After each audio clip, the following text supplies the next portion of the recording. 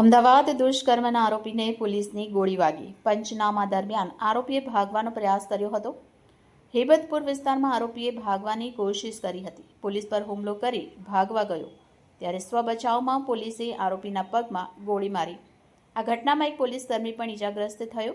આરોપી ધર્મસિંહને સારવાર માટે ખસેડાયો. આનંદનગર પોલીસે સમગ્ર મામલે વધુ તપાસ હાથ ધરી. રેપના બનાવ બનેલો હતો. એમાં અમદાવાદ પોલીસની અને જુદા જુદા ટીમ બનાવીને આરોપી ધરમસિંહ રામશંકરસિંહની ગણતરીને કલાકોમાં ધરપકડ થઈ હતી.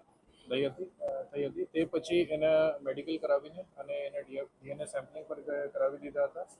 અને આરોપીએ ભોગ બનનારના મોબાઈલ પર ચોરાઈ લીધા હતા, જેને માટે હેબતપુર વિસ્તારમાં એના રિકવરી પંચનામા પોલીસ દ્વારા કરવામાં આવતા હતા. એ દરમિયાન પોલીસથી ભાગવા માટે એને પીઆઈ પરમારની જો પિસ્તલ છે, સર્વિસ પિસ્તલ છે, એ ઝૂંટવીને પ્રયત્ન કર્યા. એમાં ઝપાઝપી થઈ અને એ ઝપાઝપીમાં એક પોલીસ કોન્સ્ટેબલને વાગ્યા છે અને એના પછી પોલીસે ઓવરકમ કરવા માટે એને પ્રયત્ન કર્યા અને એમાં બીજી પણ રાઉન્ડ ફાયર થયા. એ રાઉન્ડ એને પગમાં વાગ્યા છે.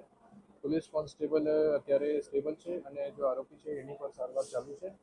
અને એ પછી બોડકદેવ પોલીસ સ્ટેશનમાં 308 અટેમ્પ્ટ ટુ કલ્પેબલ હોમિસાઇડની આગળની એફઆઈઆરની કામગીરી અત્યારે ચાલુ છે. પોલીસ કોન્સ્ટેબલ વિરેન્દ્રસિંહ છે અને મેં કહ્યું કે એને ઝપાઝપી દરમિયાન એક રાઉન્ડ ફાયર થયા. એ રાઉન્ડમાં એને પગમાં વાગ્યા છે અને અત્યારે સ્ટેબલ છે. આગળ એની ઉપર એક એફઆઈઆર થશે, જૂની 308 IPC attempt to culpable homicide, અને એની ઉપર તપાસ કરવામાં આવશે.